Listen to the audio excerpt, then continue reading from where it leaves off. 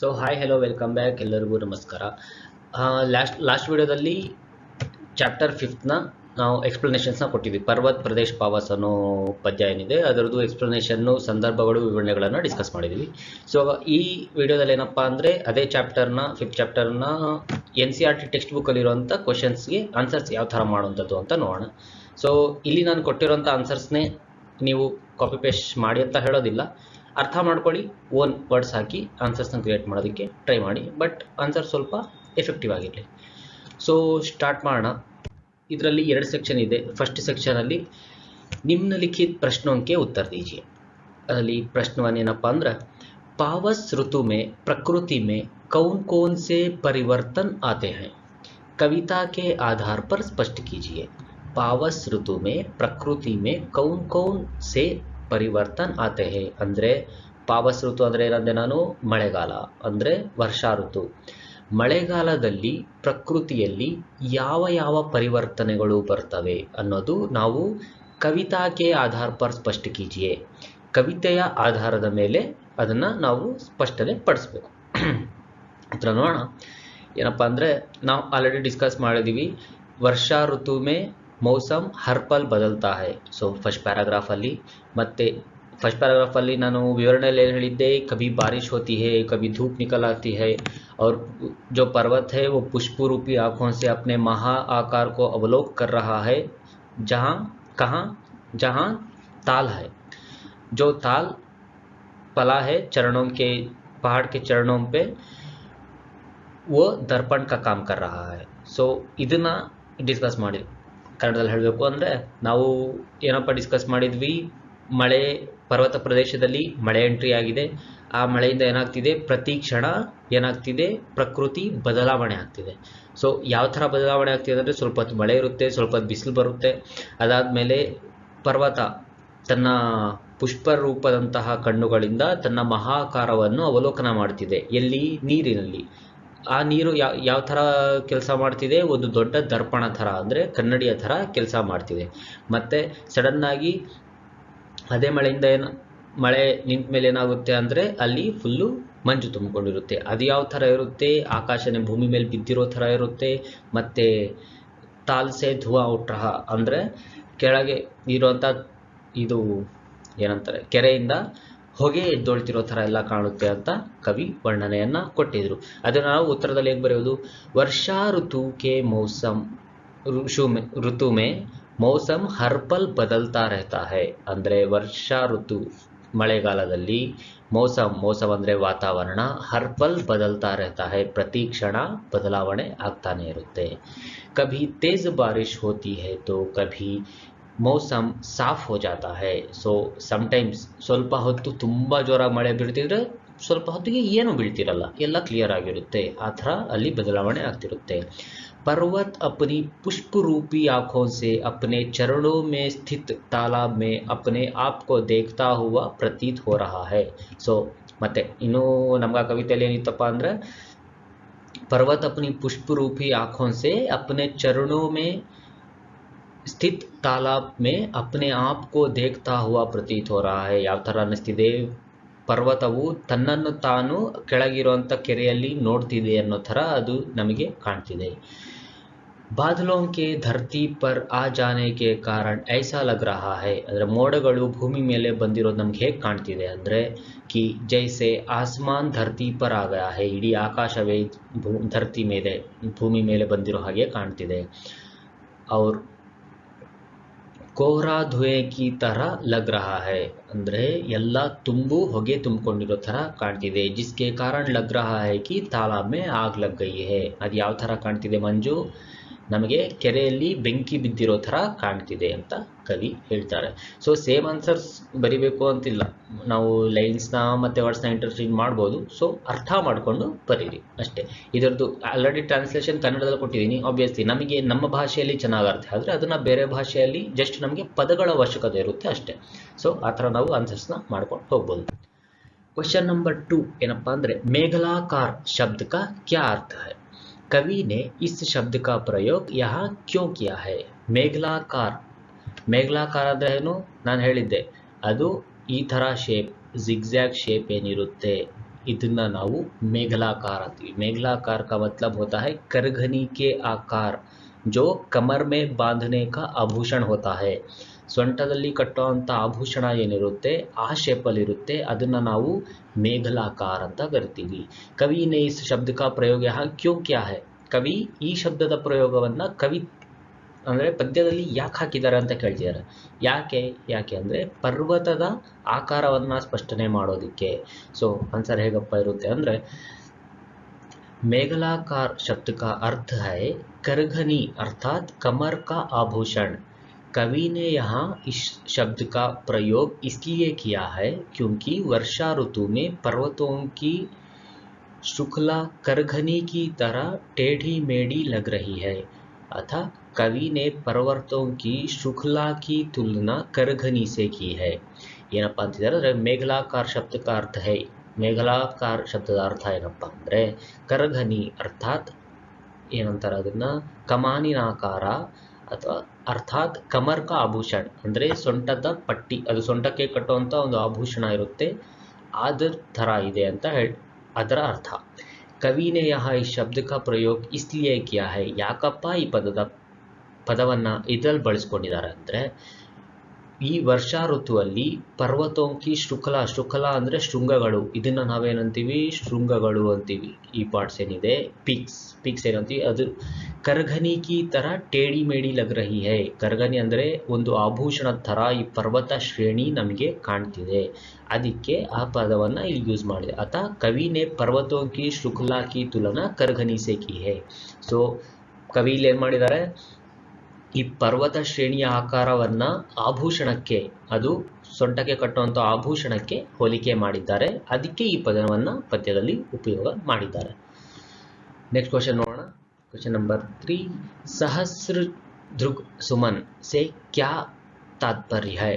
कवि ने इस पद का प्रयोग किसके लिए किया होगा? ಇಲ್ಲಿ ಹೇಳ್ತಾರೆ ಸಹಸ್ರದೃಗ್ ಸುಮನ್।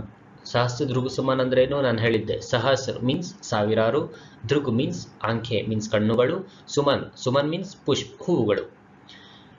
ಸೊ ಇದರ ಅರ್ಥ ಏನು, ಸಹಸ್ರ ಹೂವಿನಂಥ ಕಣ್ಣುಗಳು, ಹೂವಿನ ರೂಪದಲ್ಲಿರುವಂಥ ಕಣ್ಣುಗಳು।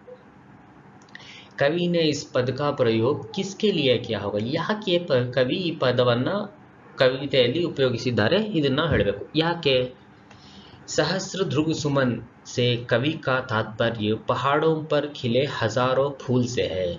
ಸೊ ಇದರ ಅರ್ಥ ಏನಪ್ಪ ಅಂದರೆ ಸಹಸ್ರದೃಗ್ ಸುಮನ್ ಪದವು ಯಾವುದಕ್ಕೆ ಹೋಲಿಕೆ ಮಾಡಿದ್ದಾರೆ, ಪರ್ವತದ ಮೇಲೆ ಅರಳಿರುವಂಥ ಸಹಸ್ರ ಹೂವುಗಳಿಗೆ ಹೋಲಿಕೆ ಮಾಡಿದ್ದಾರೆ। कवि को ये फूल पहाड़ की आंखों के समान लग रहे हैं, अतः कवि ने इस पद का प्रयोग किया है।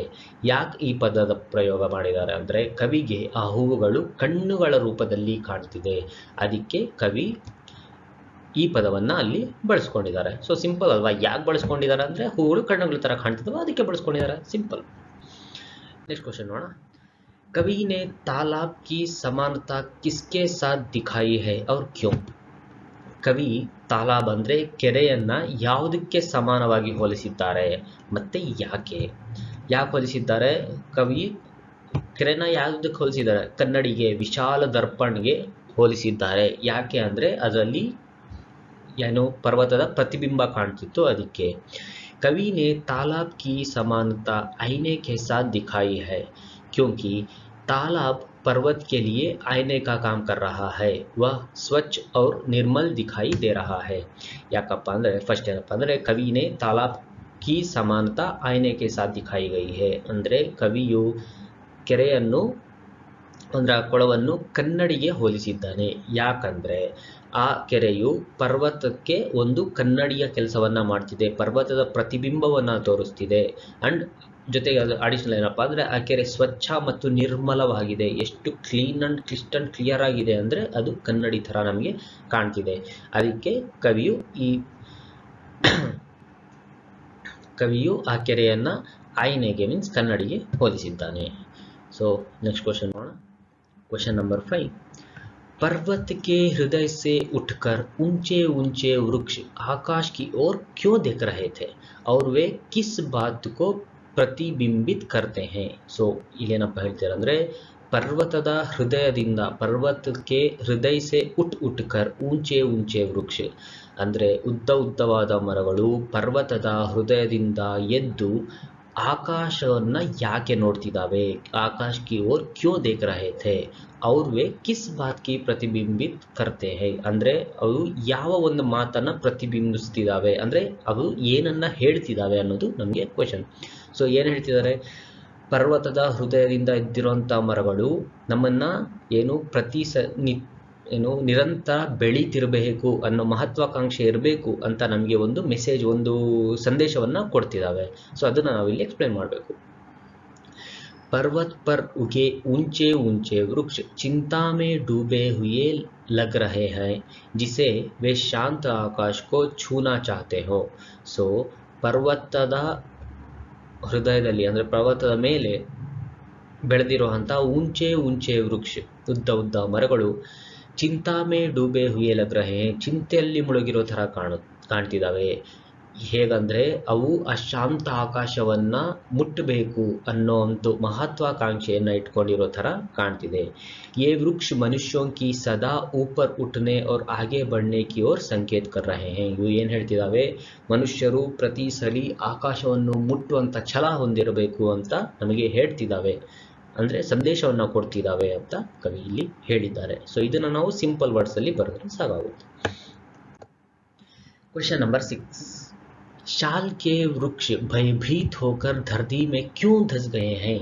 शाल वृक्ष ಅಂದರೆ ನಾನಂದೆ ಅಶೋಕ ಕಳ್ಳ ಮರ, ಅದು ಭಯ ಬಿದ್ದು ಭೂಮಿಯೊಳಗೆ ಯಾಕೆ ಹೋಗ್ಬಿಟ್ಟಿದೆ ಅನ್ನೋದನ್ನ ಕ್ವಶನ್ ಕೇಳಿದ್ದಾರೆ. ಯಾಕೆ ಹೋಗ್ಬಿಟ್ಟಿದೆ, ಯಾಕೆ ಅಂದರೆ ಅಲ್ಲಿ ಏನಂತಾರೆ ಆಕಾಶನೇ ಧರೆಗೆ ಬಿದ್ದಂಗಿದೆ, ಏನೂ ಕಾಣ್ತಿಲ್ಲ, ಪರ್ವತ ಎಲ್ಲೋ ಹಾರಿ ಹೋದಾಗಿದೆ. ಸೊ ಇದು ಜೊತೆಗೆ ಇಂದ್ರ ಬಂದು ಮಾಯವನ್ನ ರಚಿಸೋ ಥರ ಕಾಣ್ತಿದೆ. ಅದಕ್ಕೆ ಈ ಶಾಲ ಮರಗಳು ಭಯ ಬಿದ್ದು ಭೂಮಿಯೊಳಗೆ ಹೋಗ್ಬಿಟ್ಟಿರೋ ಥರ ಕಾಣ್ತಿದೆ. ನಿಜವಾಗ್ಲೂ ಹೋಗಿರಲ್ಲ, ಕವಿತೆಯಲ್ಲಿ ಹೋಗಿರೋ ಥರ ಕಾಣ್ತಿದೆ ಅಂತ ಹೇಳಿದ್ದಾರೆ. ಸೊ ಆನ್ಸರ್ ಹೇಗಪ್ಪ ಇರುತ್ತಂದ್ರೆ, ಘನಿ ಧುದ್ ಕೆ ಕಾರಣ ಲಗ್ ರಹಾ ಹೈ ಮಾನೋ ಪೇಡ್ ಕಹಿ ಉಡ್ ಗಯೆ ಹೋ, ಪೇಡ್ और पहाड़ कहीं उड़ गए हो अर्थात गायब हो गए हो. ಅಂದರೆ ಘನಿ ದುದ್ ಅಂದರೆ ಮಬ್ಬು ಅಂದ್ರೆ ಅಂತೀವಿ ಮಂಚು ಕೂಡಿರುವಂಥದ್ದು ಏನಾಗಿರುತ್ತೆ, ನಮಗೇನೂ ಕಾಣಲ್ಲ, ಬರೀ ವೈಟ್ ಕಾಣಿಸ್ತಿರುತ್ತಲ್ವ ಅದು. ಸೊ ದಟ್ಟವಾದ ಮಂಚಿನ ಕಾರಣ ಲಗ್ರಹ ಹೈಕಿ ಮಾನೋ ಪೇಡ್ ಕಹಿ ಉಡ್ಗಯೇ ಹೇ, ಯಾವ ಥರ ಅನ್ನಿಸ್ತಿದೆ, ಮರಗಳು ಎಲ್ಲೋ ಹಾರು ಹೋಗ್ಬಿಟ್ಟಿರೋ ಥರ ಅನ್ನಿಸ್ತಿದೆ, ಮೀನ್ಸ್ ಎಲ್ಲ ಮಾಯ ಆಗೋಗಿರೋ ಥರ ಅನ್ನಿಸ್ತಿದೆ.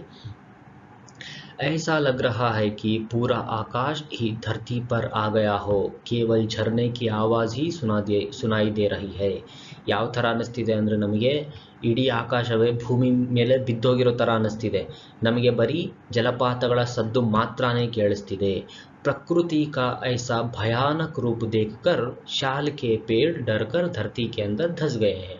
ಸೊ ಪ್ರಕೃತಿಯ ಈ ಥರ ಭಯಾನಕ ರೂಪ ಅಂದರೆ ಮರಗಳು ಹಾರೋಗಿದೆ, ಏನು ಕಾಣಿಸ್ತಿಲ್ಲ, ಸೌಂಡ್ ಮಾತ್ರ ಬರ್ತಿದೆ ಯಾವುದ್ರದ್ದು, ಜಲಪಾತಗಳದು.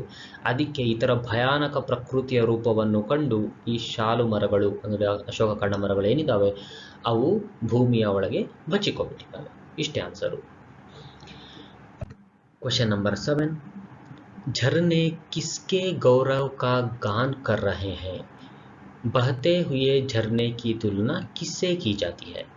ಸೊ ಝರ್ನೆ ಕಿಸ್ಕೆ ಗೌರವ ಕಾ ಗಾನ್ ಕರ್ ರಹೆ ಹೇ, ಒಂದು ಕ್ವಶನ್. ಅಂದರೆ ಜಲಪಾತಗಳು ಯಾರ ಗೌರವದ ಗುಣಗಾನವನ್ನು ಮಾಡ್ತಿದ್ದಾವೆ.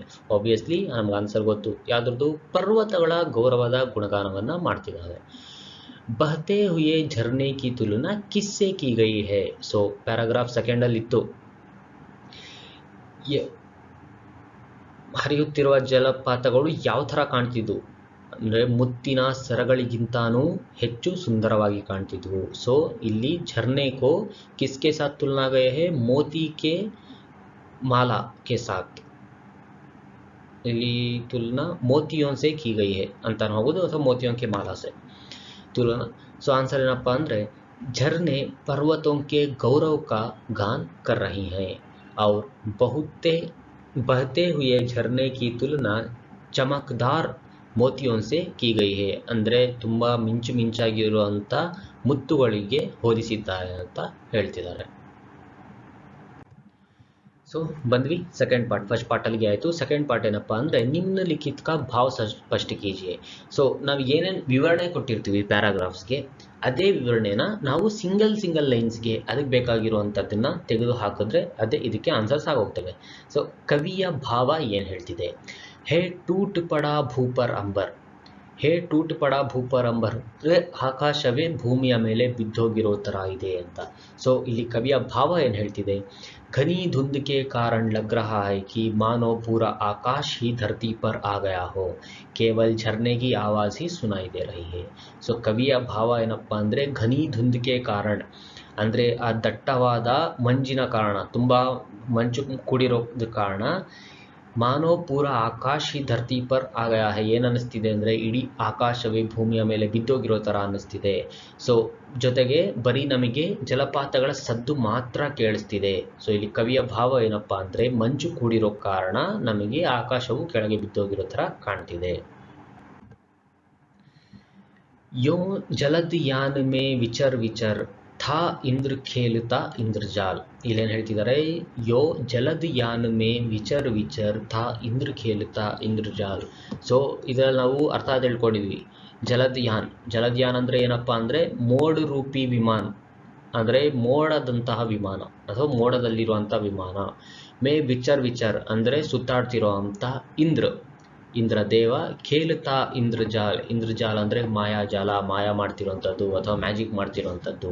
ಸೊ ಇದರಲ್ಲಿ ಕವಿಯ ಭಾವ ಏನಪ್ಪ ಅಂದರೆ चारों ओर धुआं होने के कारण लग रहा है कि इंद्र भी अपना बादल रूपी विमान लेकर इधर उधर जादू का खेल दिखाता हुआ घूम रहा है. ಸೊ ಕವಿಯ ಭಾವ ಏನಪ್ಪ ಹೇಳ್ತಿದೆ ಅಂದರೆ ಎಲ್ಲ ಕಡೆ ಹೊಗೆ ತುಂಬಿಕೊಂಡಿರೋ ಕಾರಣ, ಹೊಗೆ ಅಂದರೆ ಮಂಚು, ಆ ಮಂಚು ಹೊಗೆ ಥರ ಕಾಣ್ತಿದೆ. ಅದು ತುಂಬಿಕೊಂಡಿರೋ ಕಾರಣ ನಮ್ಗೆ ಹೇಗೆ ಅನ್ನಿಸ್ತಿದೆ, ಇಂದ್ರದೇವನು ಮೋಡದ ವಿಮಾನದಲ್ಲಿ ಬಂದು ಅಲ್ಲಿ ಇಲ್ಲಿ ಸುತ್ತಾಡ್ತಾ ತನ್ನ ಮಾಯವನ್ನು ರಚಿಸ್ತಿದ್ದಾನೆ ಅಂತ ಕವಿಗೆ ಅನ್ನಿಸ್ತಿದೆ. ಅದು ಕವಿಯ ಭಾವನೆ. ನೆಕ್ಸ್ಟ್ ಕ್ವಶನ್ ನೋಡೋಣ.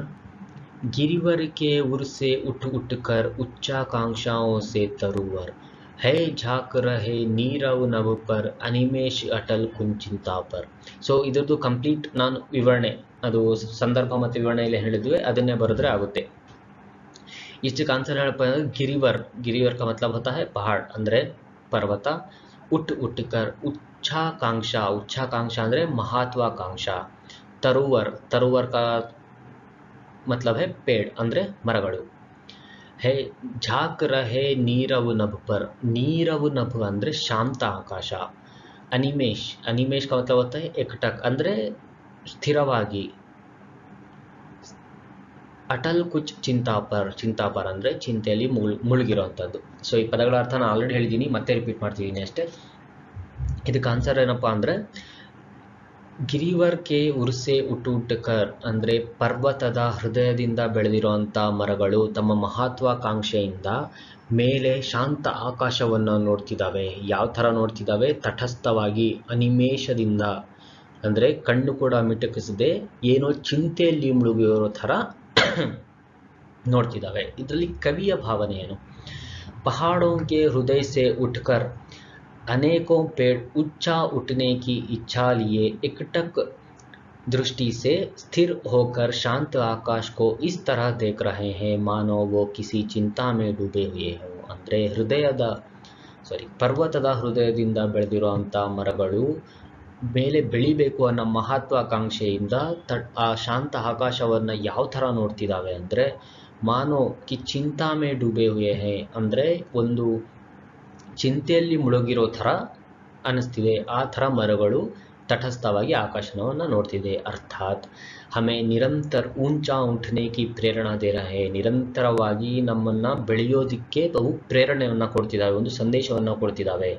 ये वृक्ष मनुष्यों की सदा ऊपर उठने और आगे बढ़ने की ओर संकेत कर रहे हैं. ಅಂದರೆ ಮನುಷ್ಯರು ಸದಾ ಬೆಳಿಬೇಕು ಅಂತ ಇವು ಸಂಕೇತವನ್ನು ನೀಡ್ತಿದ್ದಾವೆ. ಸೊ ಇದು ಆಲ್ರೆಡಿ ನಾನು ಬರ್ತಿರೋಂಥ ಇದು ಎಕ್ಸ್ಪ್ಲನೇಷನಲ್ಲಿ ಏನು ಕೊಟ್ಟಿದೆ ಅದರದ್ದೇ ಅರ್ಥಗಳಾಗಿರುತ್ತೆ. ಸೊ ಒಂದ್ಸತಿ ಎಲ್ಲಾನು ರಿಕಾಲ್ ಮಾಡ್ಕೋಣ. ಪಾವಸ್ का मतलब होता है ವರ್ಷಾ ಋತು ಅಂದರೆ ಮಳೆಗಾಲ. ಪ್ರಕೃತಿ ವೇಶ್ ಅಂದರೆ ಅದರ ಅರ್ಥ ಪ್ರಕೃತಿಯ ರೂಪ. ಮೇಘಲಾಕಾರ್ ಕರ್ಕರಿ ಆಕಾರ ಕಿ ಪಹಾಡ್ ಕಿ ಡಾಲ್ ಅಂದರೆ ಜಿಗ್ಜ್ಯಾಗ್ ಶೇಪಲ್ಲಿ ಇರುವಂಥದ್ದು, ಅದನ್ನು ನಾವೇನಂತೀವಿ ಕಮಾನಿನ ಆಕಾರ. ಸಹಸ್ರ ಕಾ ಮತ್ಲಬ್ ಹೋತಾ ಹೈ ಹಜಾರ್ ಅಂದರೆ ಸಾವಿರಾರು. ದೃಗ್ ಸುಮನ್, ದೃಗ್ ಅಂದರೆ ಕಣ್ಣು, ಸುಮನ್ ಮೀನ್ಸ್ ಹೂವು. ಪುಷ್ಪ ರೂಪಿ ಆಂಖೆ ಅಂತೀವಿ, ಪುಷ್ಪ ರೂಪದಲ್ಲಿರುವಂಥ ಕಣ್ಣುಗಳು. ಅವಲೋಕ್ ಕಾ ಮತ್ಲಬ್ ಹೋತಾ ಹೈ ದೇಖ್ನಾ ಅಂದರೆ ನೋಡೋವಂಥದ್ದು. ಮಹಾಕಾರ್ ಅಂದರೆ ವಿಶಾಲ್ ಆಕಾರ ಅಥವಾ ಕನ್ನಡದಲ್ಲಿ ವಿಶಾಲ ಆಕಾರ. ದರ್ಪಣ್ ನಾವು ಕನ್ನಡದಲ್ಲಿ ದರ್ಪಣ ಅಂತೀವಿ, ಆಯ್ನಾ. ಮದ್ ಕಾ ಮತ್ಲಬ್ ಹೋತಾ ಹೈ ಮಸ್ತಿ ಅಂದರೆ ಮೋಜು. ಝಗ್ ಅಂದರೆ ಫೇನ್ ಅಂದರೆ ನಾನೇನು ಬರ್ತಿದ್ದೆ ನೊರೆ ಅಂದರೆ ಏನು? ಸೊ ಆ ಜಲಪಾತ ಬೀಳುವಾಗ ಏನು ಬಬಲ್ ಸ್ಮಾಲ್ ಬಂದಿರುತ್ತೋ ನೊರೆ ಥರ ಇರುತ್ತೆ, ಬಟ್ ನೊರೆ ಇರಲ್ಲ, ಅದಕ್ಕೆ ಅದನ್ನು ಫೇನ್ ಅಂತ ಹಿಂದಿಯಲ್ಲಿ ಅಂತಾರೆ. ಉರ್ ಕಾ ಮತ್ಲಬ್ ಹೋತಾ ಹೈ ಹೃದಯ ಅಂದರೆ ಹೃದಯ. ಉಚ್ಚಾಕಾಂಕ್ಷ ಅಂದರೆ ಮಹತ್ವಾಕಾಂಕ್ಷೆ ಅಂದರೆ ಊಂಚಾ ಉಠನೆ ಕಿ ಕಾಮನಾ, ಮೇಲೆ ಬೆಳಿಬೇಕು ಅನ್ನುವಂಥ ಆಸೆ. ತರುವರ್ ಅಂದರೆ ಪೇಡ್ ಅಂದರೆ ಮರ. ನೀರವ್ ನಭ್ ಅಂದರೆ ಶಾಂತ ಆಕಾಶ, ಶಾಂತ ಆಕಾಶ. ಅನಿಮೇಶ್ ಅಂದರೆ ಏಕಟಕ್ ಅಂದರೆ ಸ್ಥಿರವಾಗಿ ಅಂದರೆ ನಿಷ್ಠೆಯಿಂದ ಅಂದರೆ ಕಣ್ಣು ಕೂಡ ಮಿಟುಕಿಸ್ತೀರಾ ನೋಡೋದನ್ನ ನಾವೇನಂತೀವಿ ಅನಿಮೇಶ್, ಏಕಟಕ್ ಅಂತ ಹಿಂದಿಯಲ್ಲಿ ಅಂತಾರೆ. ಚಿಂತಾಪರ್ ಅಂದರೆ ಚಿಂತೆಯಿಂದ ಕೂಡಿರುವಂಥದ್ದು. ಭೂಧರ್ ಅಂದರೆ ಭೂಮಿಯು ಧಾರಣೆ ಮಾಡಿರುವಂಥದ್ದು ಯಾವುದನ್ನ, ಬೆಟ್ಟವನ್ನ ಅಥವಾ ಪರ್ವತವನ್ನ, ಅದು ಪಹಾಡ್ ಅಂದರೆ ಪರ್ವತ. ಪಾರದ್ ಕೆ ಪರ್, ಪಾರೆ ಕೆ ಸಮಾನ್ ಧವಲ್ ಏವಂ ಚಮಕೀಲೆ ಪಂಕ್. ಪಾರೆ ಕೆ ಸಮಾನ್ ಅಂದರೆ ಒಂದು ಪಾದರಸಕ್ಕೆ ಹೋಲಿಸಿದ್ದಾರೆ. ಪಾದರಸ ನೋಡಿರ್ತೀರಲ್ವಾ, ಶೈನಿ ಸಿಲ್ವರ್ ಕಲರ್, ಅದಕ್ಕೆ ಹೋಲಿಕೆ ಮಾಡಿರುವಂಥದ್ದು. ಅಂದ್ರೆ ಚಮಕೀಲ ಅಂಡ್ ವೈಟ್ ಅಂದರೆ ಬಿಳಿಯಾದ ರೆಕ್ಕೆಗಳಿಗೆ ಇದನ್ನು ಹೋಲಿಸಿದ್ದಾರೆ. ರವಶೇಷ್ ಕಾ ಮತ್ಲಬ್ ಹೋತಾ ಹೈ ಕೇವಲ್ ಆವಾಜ್ ರಹಜಾನಾ ಅಂದರೆ ಬರೀ ಸೌಂಡ್ ಮಾತ್ರ ಉಳ್ಕೊಳ್ಳೋಂಥದ್ದು, ಶಬ್ದ ಮಾತ್ರ ಉಳ್ಕೊಳ್ಳೋಂಥದ್ದು. ಇದು ಯಾವುದು? ಜಲಪಾತಗಳಲ್ಲಿ ಎಲ್ಲ ಮುಚ್ಚೋಗ್ಬಿಟ್ಟು ಬರೀ ಶಬ್ದಗಳು ಮಾತ್ರ ಉಳ್ಕೊಳ್ಳೋಂಥದ್ದು. ಸಭಯ ಅಂದರೆ ಭಯಕ್ಕೆ ಸಾಥ್ ಅಂದರೆ ಭಯದ ಜೊತೆಗೆ. ಶಾಲ್ ಏಕ್ ವೃಕ್ಷ ಕಾ ನಾಮ್, ಅದನ್ನ ನಾವು ಅಶೋಕ ಕಣ್ಣ ಮರ ಅಂತೀವಿ. ತಾಲ್ ಕಾ ಮತ್ಲಬ್ ಹೋತಾ ಹೈ ತಾಲಾಬ್ ಅಂದರೆ ಕೆರೆ. ಜಲದ್ ಯಾನ್ ಅಂದರೆ ಬಾದಲ್ ರೂಪಿ ವಿಮಾನ್ ಅಂದರೆ ಮೋಡದಂತಹ ವಿಮಾನ. ವಿಚರ್ ಅಂದರೆ ಘೂಮ್ನ, ತಿರುಗಾಡೋಂಥದ್ದು, ಸುತ್ತಾಡೋಂಥದ್ದು. ಇಂದ್ರಜಾಲ್ ಕಾ ಮತ್ಲಬ್ ಹೋತಾ ಹೈ ಜಾದೂಗರಿ ಅಂತೀವಿ ನಾವು, ಮಾಯೆ ಮ್ಯಾಜಿಕ್ ಅಂತ ಕರಿತೀವಿ. ಸೊ ಇಲ್ಲಿವರೆಗೂ ಫಿಫ್ತ್ ಚಾಪ್ಟರ್ನ, ಸೊ ಲಾಸ್ಟ್ ವಿಡಿಯೋದಲ್ಲಿ ನಾವು ಫಿಫ್ತ್ ಚಾಪ್ಟರ್ನ ಎಕ್ಸ್ಪ್ಲನೇಷನ್ಸ್ನ ಮತ್ತು ಪದ್ಯದ ಅರ್ಥವನ್ನು ತಿಳ್ಕೊಂಡಿದ್ವಿ. ಇದರಲ್ಲಿ ನಮ್ಮ NCERT ಟೆಕ್ಸ್ಟ್ ಬುಕ್ಕಲ್ಲಿ ಏನು ಕ್ವಶನ್ಸ್ ಕೊಟ್ಟಿದ್ದಾರೆ ಅದರದ್ದು ಸೊಲ್ಯೂಷನ್ಸ್ ಯಾವ ಥರ ಅಂತ. ಸೊ ನಾನು ಕೊಟ್ಟಿರೋಂಥ ಆನ್ಸರ್ಸ್ನು ಬರೀಬೋದು, ತಪ್ಪಿಲ್ಲ, ಬಟ್ ಓನ್ ಆನ್ಸರ್ಸ್ ಕ್ರಿಯೇಟ್ ಮಾಡೋದಕ್ಕೆ ಟ್ರೈ ಮಾಡಿ. ಸೊ ನಿಮ್ಮ ಓನ್ ಆನ್ಸರ್ಸ್ ಕ್ರಿಯೇಟ್ ಮಾಡಿ ಮತ್ತು ಕಂಪೇರ್ ಮಾಡಿ. ನಮಗೆ ಜಸ್ಟ್ ಏನು ಅರ್ಥ ಆದರೆ ಸಾಕು, ಪದಗಳ ಅವಶ್ಯಕತೆ ಇರುತ್ತೆ. ಯಾವ ಪದನ ಎಲ್ಲಿ ಜೋಡಿಸಿದ್ರೆ ಸರಿ ಹೋಗುತ್ತೋ ಅಲ್ಲಿ ನಮ್ಮ ಆನ್ಸರ್ಸ್ ಕ್ರಿಯೇಟ್ ಆಗುತ್ತೆ ಅಷ್ಟೇ. ಸೊ ಇದು ಇಲ್ಲಿಗೆ ಮುಗೀತು. ಎಲ್ಲರಿಗೂ ಥ್ಯಾಂಕ್ ಯು ಸೊ ಮಚ್.